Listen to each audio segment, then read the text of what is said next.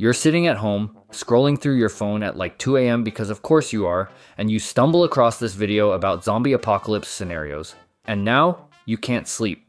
Like, literally cannot sleep because your brain won't stop thinking about what you'd do if the dead started walking. Yeah, that's where we're at. So today, I'm going to walk you through some zombie scenarios that are genuinely disturbing when you actually think about them. Not the fun Hollywood stuff. The realistic, keeps you up at night type situations that make you realize we are so incredibly unprepared for this. And listen, I know zombies aren't real. Knocking on wood furiously. But these scenarios?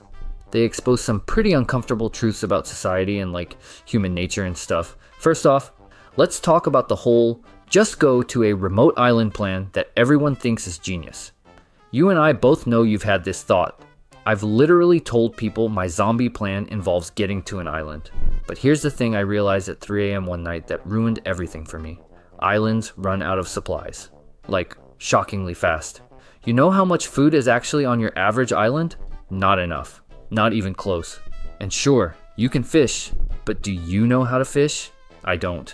I've been fishing like twice in my entire life and caught nothing but disappointment.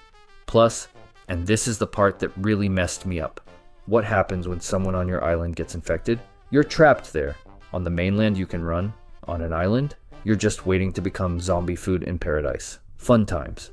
Speaking of which, can we talk about the whole initial outbreak scenario? Because movies always show people reacting relatively quickly, right? But think about how we handled, recent global health situations. Now imagine that, but the sick people are trying to eat you. The denial phase alone would be catastrophic. Oh, it's probably just a weird flu. The government's got it under control. Meanwhile, Karen down the street is munching on the mailman. By the time people actually accept what's happening, it's already way too late. And I don't know about you, but I check my phone like every 5 minutes. If the outbreak starts while I'm doom scrolling Instagram, I'm cooked. Done? Zombie food.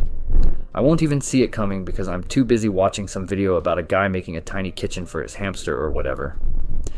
Here's another one that absolutely haunts me. The looting and chaos before the zombies even become the main problem. Like, people lose their minds over Black Friday sales. Now imagine actual survival is on the line. You think you're getting into that grocery store. You think there'll be anything left. By the time you realize you need supplies, everything's gone. And it's not even the zombies doing it. It's perfectly alive humans who are just terrified. Which actually brings me to this uncomfortable realization I had. In a zombie apocalypse, other survivors are probably more dangerous than the zombies themselves. Zombies are predictable. They're slow. Usually, they're dumb. You can see them coming. But humans are creative, desperate, and willing to do absolutely terrible things when they're scared. That's the real nightmare scenario. Oh, and here's a fun one that nobody talks about. What about people who are physically unable to run? Like, I have a family member who uses a wheelchair. What's their plan supposed to be? The elderly? Small children? People with chronic illnesses who need medication that's going to run out in a few weeks? Movies always focus on able-bodied people parkouring across rooftops, and I'm like, cool, but what about literally everyone else? The reality is most people would be completely screwed from day one, and that's really dark when you think about it. We like to imagine we'd be the survivors, right? But statistically, most of us would not make it past month 1. Maybe not even week 1.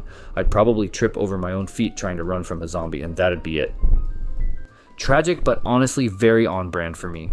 Can we also discuss the mental health aspect that literally no zombie content addresses properly? You're watching your entire world collapse. Everyone you know is either dead or trying to kill you. You haven't showered in weeks. You're eating expired canned beans for the 3rd day in a row.